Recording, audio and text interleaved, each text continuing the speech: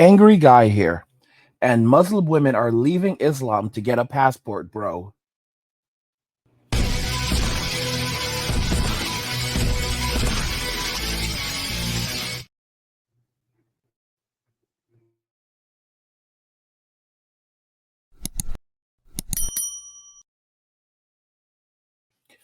Guys, if you're enjoying this content, please help get this channel to 100,000 subscribers on our journey to 2 million by subscribing to the channel if you already haven't, liking the video, and turning on notifications to never miss another video ever again. Now let's begin.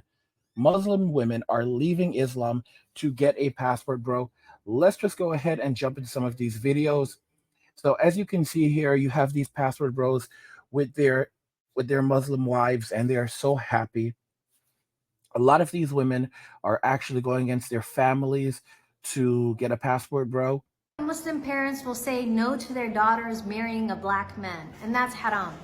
It's straight out haram. The Prophet ﷺ said, إِذَا أَتَاكُم مَّن تَرْضَوْنَ خُلُقَهُ وَدِينَهُ فَزَوِّجُوهُ. He said that if someone comes to you and you're okay with his deen, meaning his Islam, and his character, then marry him. He didn't say his tribe, he didn't say his skin color, he didn't say what race he is, what language he speaks. So many parents will use all of these excuses to stop their daughters from marrying black men, all because they have biases against black men. Because they think wrongly and in a haram way about black men. Did you know that Prophet Adam alayhi salam was black? Did you know that Prophet Musa alayhi salam was black? The color of your skin doesn't matter. In our deen, we have Arabized and whitewashed our history to make it seem that there are no black Muslims. But if a man comes to you and he's Muslim and he's black, you have no reason to say no, except that you're not happy with his Islam or his akhlaq, his character. Other than that, any other reason is haram. And if your parents are standing in your way and telling you you can't marry someone because of their skin color, you can disobey them. You absolutely can, because what they're doing is haram, and we have been instructed to be kind to them, to be respectful of our parents. But when they ask us to do something haram, we stand up and we say no. Now, this is quite intriguing, guys. As you can see, these women are standing up for themselves. They are choosing to marry whomever they want to marry, and they're not putting up with any of the nonsense. Here's another video for you guys, and we'll actually read it. So it says, I've been with my partner for over a year, and my Pakistani parents won't accept him because he's black. The struggles of being raised in a conservative South Asian Muslim household where you are told who you can and can't love sucks, but I'm doing me anyway. Now, guys, as you're seeing, these women are getting themselves the men that they want. They don't care what anyone says. They are finding happiness with whomever they love.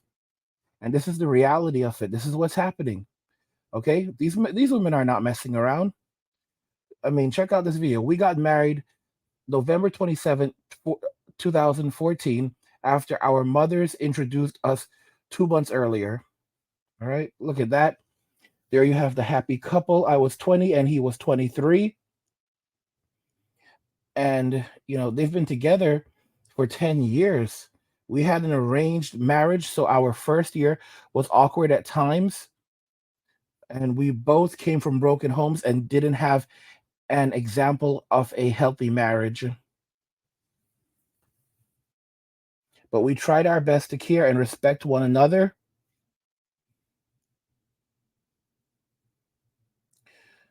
And we got to know each other. We grew in love. I mean, there you have it. It's absolutely beautiful. There she is pregnant. Here we are 6 years later, and we have a child, and they have their beautiful child. I pray that Allah allows us to be together in this life and in the next. And, you know, this was in 2014, so it's been 10 years now. And as you can see, these men are happy. They are marrying these women. There was a woman from Afghanistan, an absolutely beautiful, lovely woman. And she was from Afghanistan in the comments a while back and asking if black men like Arabic women from Afghanistani women. And it's just very telling what's happening right now, because women all over the world are competing for these passport bros. They're hearing that, oh gosh, these men, these American men, They don't want to be in relationships with American women anymore, and they're hearing terrible things about American women. And also, if you want to destroy, if you know, feminism, they're seeing what's happening, and they're seeing these men walking away from these feminist women. So, what do you think this tells women in the rest of the world? Ah, feminism is bad. Feminism is bad. We're not going to have a part of that. We're not. That's something we're not going to risk. We're not going to get involved with that. They're seeing these women falling into poverty. They're seeing them falling into destitution. Guys, America is going to be in a very different place in 5 to 10 years. I'm telling you, in 5 to 10 years, America is going to be a very, very different place.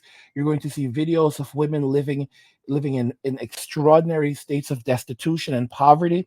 Society is going to ask, how did women end up in this condition? How could we allow women to end up in this level of poverty? And no amount of aid is going to help these women unless we move from a capitalist society to an outright socialist society where food, shelter, everything else would be provided, and then some. American women, many of them are going to end up living in the streets. They're going to end up homeless because there's no way that they're going to be able to keep up with these expenses. And I want y'all to understand this. This is just the absolute reality of the world right now. Women made this decision for themselves. They chose to go down this route, and now look at them. Look at the poverty that they're falling into. You have these women screaming and crying on social media that they cannot buy food. You know, she was born a Muslim, but she fell in love with a Christian man. Y'all see that? This ain't a game. This ain't a game. These women don't care. These women don't care. They're basically telling their parents, like, miss me with that. I'll marry who I want to marry. I'll go get myself one of these men. And here's the thing about it. You know, a lot of these women, when they marry these men treat them a lot better than they're going to be treated by the men in their own cultures.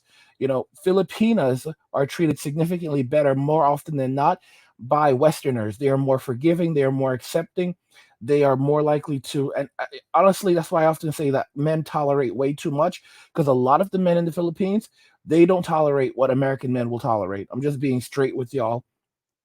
Africa, African men won't tolerate what Western men will tolerate. And the expectations that they have of women are much greater, and what they give to women much less. For example, in these societies and cultures, they're not putting women on a pedestal. They're not buying them special things. They're not buying them things all the time. They're not trying to make the women happy.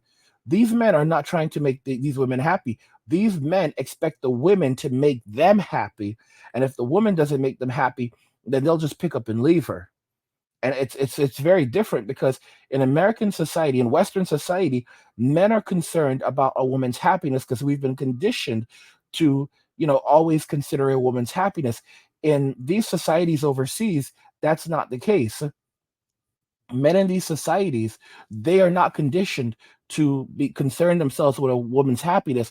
Rather, they are conditioned to be concerned with their own happiness, their own well-being, and ensuring that the woman is constantly focused on making sure that they are happy because they are the prize. Men in these countries know that they are the prize. And this is the reason why women are so furious when they hear men in Western society saying that, that the man is the prize. Because if men wake up to their own power and to their own value and worth, women have nothing to argue with. Truth be told, you're going to see a lot of dudes that are going to start asking women on a first date, like, do you have a picture of yourself without makeup? And that's a realistic question. That's a completely fair question. Like, do you have a picture of yourself without makeup? And that's going to be one of the first ways that a man can basically, you know, get a woman to really come back to planet Earth. Because I'm out here going to the gym, working out, taking care of myself, and you're out here saying you're a 10. Okay, so if you're a 10, let's see what you look like without fake up on. Okay? Because it is not your God-given right to cover yourself up in fake up. You know what I look like. Everything that you say on me belongs to me. You hear women saying insane things like, "Oh, a man's beard is his makeup." Guys, the amount of nonsense we have tolerated as men is ridiculous. Like, if we go out on a date with a woman, realistically speaking, if, like, by we need to know what she looks like, and it is not an inappropriate question to ask a woman. What do you have a picture of yourself without makeup? And she says, why do you want to see that? Because I'd like to see what you actually look like naturally. And if she is like, if she is upset about that, if she pulls back about that, then there's a serious problem, because her appearance should not differ too much from the way she looks on that date.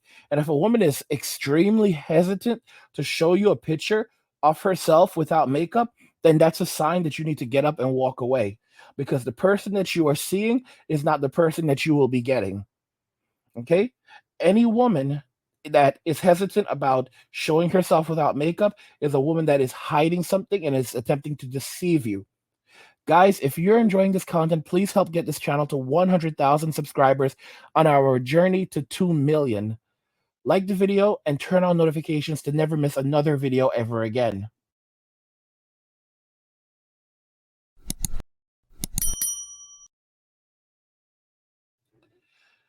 Muslim women are leaving Islam to get a passport, bro. I want to know your thoughts on this. Are you surprised by that? What have you been your experience with Islamic women from the Middle East? Me personally, I really like Iraqi girls. There's a lot of Iraqi girls who are actually Christians. I never knew this. When I lived in California at one point, I discovered the Iraqi community, and I found a lot of Iraqi girls that were Christians, and they're absolutely gorgeous, absolutely. And there's a lot of other girls like that, Pakistani, Iranian. There's so many of these beautiful, lovely ladies in the world. And that's what we're supposed to do as passport kings.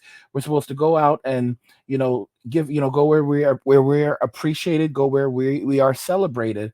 And there's no reason why we should not have multiple wives.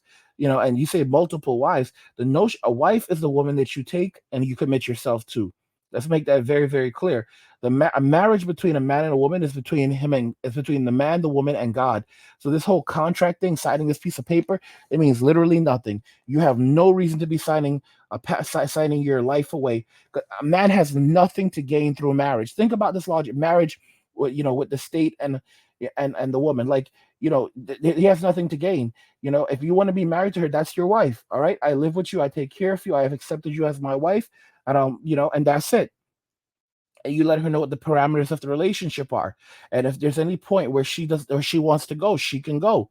No man in there, a lot of these men seem to think, well, if I don't marry her, she's going to leave me. Good. Let her leave you. Let her go and find her forever simp. Let me know what you guys think regarding all of this in the comments. We'll talk about it there. Like the video if you like it. Don't forget to subscribe. And if you like the video, share the video. And just remember that all roads lead to MWA, men walking away, and share.